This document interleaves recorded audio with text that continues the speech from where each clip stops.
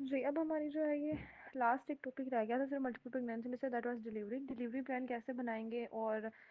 Intrapartum management क्या होगी, parents को क्या इन्फॉर्म करना है, ये सारी बातें इसमें हम डिस्कस करेंगे। तो वो कह रहे हैं कि आपने ना पेशेंट को आइडियली जो है ना वो डिलीवरी प्लान थर्ड ट्राइमेस्टर में बना भी लेना है, अर्ली इन थर्ड ट्राइमेस्टर के स्टार्टिंग में आपने प्लान बना भी लेना है, उसको पेरेंट्स के साथ डिस्कस भी कर लेना है। क्योंकि आप लोगों को पता है कि इस जो मल्टीपल प्रेगनेंसी इसको हम ज़्यादा देर तक नहीं प्रोलॉन्ग कर सकते होते, इसको मैक्सिमम 37 वीक्स तक ही लेके जाया जाता है, वो भी तब अगर डायक्रोनिक डायमनोटिक हो। अगर मोनोक्रोनिक को फिर तो 36 वीक पे जो है ना वो इसको टर्मिनेट करना होता है, क्योंकि अगर हम इसको प्रोलॉन्ग करें और चाहे ये अनकॉम्प्लिकेटेड भी हो, कोई कॉम्प्लिकेशन नहीं है, फिर भी अगर हम इसको डिले करें तो इंटरट्राइन डेथ की तरफ फीटस ना डेथ हो सकती है इंटरट्राइन। तो वो बात कर रहे हैं कि आपने जो है ना वो अर्ली थर्ड ट्राइमेस्टर में प्लान बना के उसको सारी डिस्कशन करवा लेनी है, क्योंकि हो सकता है हमें प्री टर्म डिलीवरी खुद से इंड्यूस करवानी पड़े या प्री टर्म लेबर शुरू हो जाए। और अब डिस्कस क्या क्या करना है, पेरेंट्स को क्या क्या बताना है, पेशेंट को क्या क्या बताना है, उसको बताना है कि डिजायर्ड मूड क्या होगा डिलीवरी का, विजाइनल होगी, सी सेक्शन होगा, उसको बताना है कि कितनी जेस्टेशन पे हो जाएगी, 36 वीक पे, 37 वीक पे, किस वीक पे हो जाएगी, और अगर हमने खुद इंड्यूस करानी है तो किस वीक पे हम इंड्यूस करवाएंगे, और ट्वीन की डिलीवरी का क्या प्रोसेस होगा कि पहला कैसे डिलीवर होगा, दूसरा कैसे होगा। और उसके बाद जो है वो ये भी उनके साथ डिस्कस कर लेना है कि हो सकता है कि मतलब हमें लाए तो पहले से पता चल जाती है ना फीटस की, तो अगर दूसरे फीटस की जो लाए हो वो ट्रांसफर्स लाए हो तो फिर हमें इंटरनल पोडेलिक वर्जन भी करना पड़ सकता है, जो मैं आगे आपको बताऊंगी कि क्या होता है, तो वो भी डिस्कशन कर लेनी है। उसके बाद उनको सी सेक्शन का भी रिस्क बता देना है कि बाज़ औक़ात ये होता है कि हम स्टार्ट जो है वो डिलीवरी ही करते हैं वजाइना, लेकिन फिर हमें उसको सी सेक्शन में बदलना पड़ता है, और कॉम्प्लिकेशन भी बता देनी है कि क्या हो सकती हैं, लाइक पोस्टमार्टम हेमरेज। तो ये चीज़ें जो है ना वो सारी आपने जितनी मैंने पॉइंट्स बताए हैं सारे टेंटेटिव्स में लिखे हुए हैं, ये सारे आपने पेशेंट्स के साथ यानी उनके पेरेंट्स के साथ डिस्कस करने हैं। अब आ जाते हैं इंट्रापार्टम मैनेजमेंट, यानी जब डिलीवरी हो रही होगी वो जो टाइम होगा, चाहे वो सी सेक्शन हो चाहे डिलीवरी हो, वो जो इंट्रापार्टम टाइम होगा उसको कैसे उसमें मैनेजमेंट करनी है। सबसे पहले तो एंटीनेटल एजुकेशन सारी कर देनी है, और प्री एग्रीड ही बर्थ का प्लान बना बना चुके होंगे आप लोग, एटलीस्ट थर्ड ट्राइमेस्टर में आपने बना लिया होगा कि क्या बर्थ का सारा प्लान है। फिर कंटिन्यूस फीटल की मॉनिटरिंग होनी चाहिए through out the procedure, through out the birth, जितनी भी वो लंबा प्रोसीजर चलेगा कंटिन्यूस फीटल की मॉनिटरिंग करनी है। दो वहाँ पर रिससिटेशन के लिए ट्रॉलीज होनी चाहिए, दो ही ऑब्स्टेट्रिशियन होंगे, दो ही पीडियाट्रिशियन होंगे, क्योंकि दो बच्चे हैं तो हर चीज़ दो दो होगी। एनाल्जेसिया जो है वो प्रेफर किया जाता है कि एपिड्यूरल एनाल्जेसिया दी जाए, क्योंकि इंटरनल पोडेलिक वर्जन करना पड़ सकता है दूसरे ट्विन के लिए। उसके बाद एक ऑक्सीटोसिन का आपने सोल्यूशन वहाँ पे बना के रखना है, जिसके ऊपर आपने लेबल कर देना है कि ऑगमेंटेशन के लिए, यानी अगर सेकंड ट्विन की डिलीवरी के टाइम ऑगमेंटेशन करनी पड़ी तो फिर हम ये सोल्यूशन यूज़ करेंगे। आपको ऑक्सीटोसिन इन्फ्यूज़ करना पड़ सकता है पोस्टमार्टम हेमरेज के केस में भी, और पोर्टेबल एक अल्ट्रासाउंड, ठीक है, मॉनिटरिंग के लिए। तो ये सारी जो चीज़ें हैं ये बर्थ के दौरान ये सारी मैनेजमेंट होगी। अब वो बता रहा है कि आप कैसे डिसाइड करोगे कि वेजाइनल डिलीवरी होगी या सी सेक्शन होगा। अब इसमें ना आपने जो फर्स्ट फीटस है ना, जो जो प्रेजेंटिंग क्वीन है उसको देखना है कि उसकी लाए क्या है। अब लाए का तो आप लोगों को ज़्यादा डिटेल जो है ना वो लेबर वाले चैप्टर में ही पता चलेगी, लेकिन इतना तो आपको आइडिया होगा ना कि लाए जो होती है वो यहाँ जैसे मैंने आपको वो चैप्टर करवाया था ना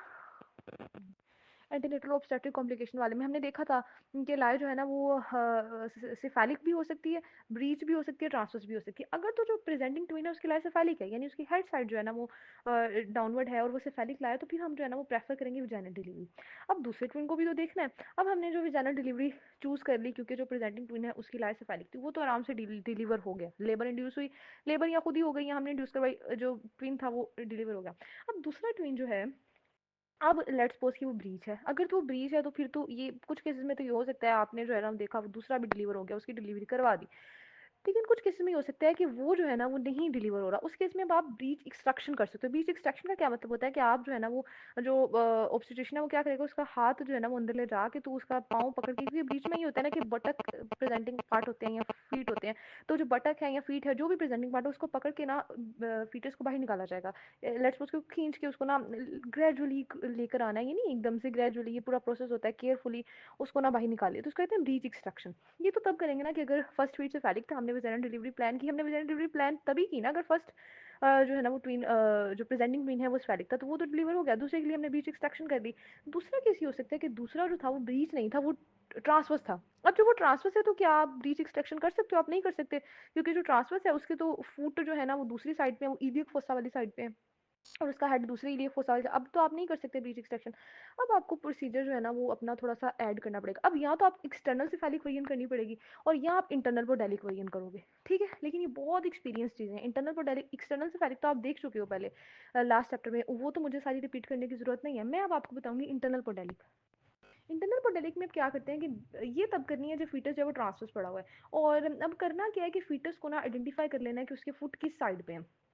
जिस साइड पे ना हाथ ले जाके उसके फुट को पकड़ना है और उसको जेंटली कंटिन्यूसली जो ना खींच कर बर्थ कनाल की तरफ लेकर आना है,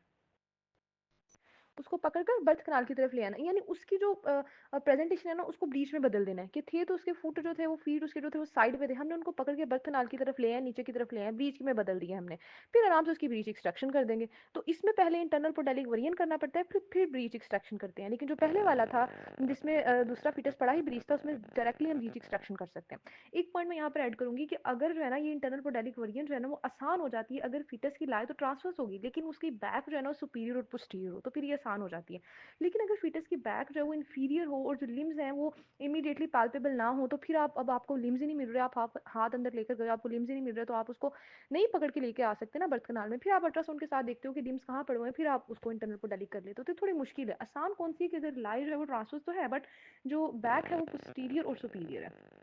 अब यहाँ तक हमने जो है डिटेल देख ली। और कुछ केसेस में ये भी हो सकता है कि आप फर्स्ट को तो डिलीवर वेजाइनल करा लिया, दूसरे के लिए आपको सी सेक्शन भी इंड्यूस करना पड़ सकता है, जिसका रिस्क 4% तक है कि दूसरे के लिए आपको सी सेक्शन करना पड़ सकता है। अब आगे बात कर लेते हैं कि अगर जो प्रेजेंटिंग आपका ट्विन है वही ब्रीच पे है या वही ट्रांसवर्स पे है, फिर कभी भी आप वेजाइनल डिलीवरी को चूज नहीं करोगे, फिर आप सी सेक्शन ही कराओगे और सी सेक्शन से आप दोनों को डिलीवर कर लोगे, ठीक है। तो सिर्फ वेजाइनल डिलीवरी तब आपने डिसीजन लेना है जब जो प्रेजेंटिंग ट्विन है वो सिफेलिक है, तो फिर उसको डिलीवर उसकी डिलीवरी हो गई। दूसरे का मैंने आपको बता दिया कि अगर वो भी सिफेलिक था वो आराम से डिलीवर हो जाएगा, अगर वो ब्रीच था तो ब्रीच एक्सट्रैक्शन कर ली, अगर वो ट्रांसफर था तो पहले इंटरनल पोडेलिक वरियन करा लिया, फिर ब्रीच एक्सट्रैक्शन करा ली। चलिए अब बात करते हैं जी कि जो उसने डेट्स की बात की हुई कि अगर तो वो जो ट्विन है वो डाइक्रोनिक हो तो 37 वीक तक उसकी ना इंड्यूस करवा देते हैं, और अगर जो है ना वो मोनोक्रोनिक हो तो 36 वीक तक इंड्यूस करवा देते हैं। लेकिन अगर अनकॉम्प्लिकेटेड भी हो प्रेगनेंसी तो आपने 36 वीक से आगे नहीं लेकर जानी, क्योंकि आपको मैंने बताया कि इस केस में जो है ना वो डेथ हो सकती है फिटस की। और आपने अगर 36 वीक पे आप इंड्यूस करवा रहे हो तो आपने एंटीनेटल कोर्टिकोस्टेरॉइड्स भी दे देने हैं फिटस को लंग मैच्योरेशन के लिए, और कोर्टिकोस्टेरॉइड के और भी बहुत सारे फायदे हैं जो हमने प्री टर्म लेबर वाले चैप्टर में देखा था। अब जो है ना वो बता रहा है कि ना हाई ऑर्डर मल्टीपल्स ये आपको करने की जरूरत नहीं है, आपका ये चैप्टर यहीं पे कंप्लीट होता है। अब हमने कोशिश करनी है कि हम ना अगला जो चैप्टर करें वो हाइपरटेंसिव डिसऑर्डर ऑफ प्रेगनेंसी हो।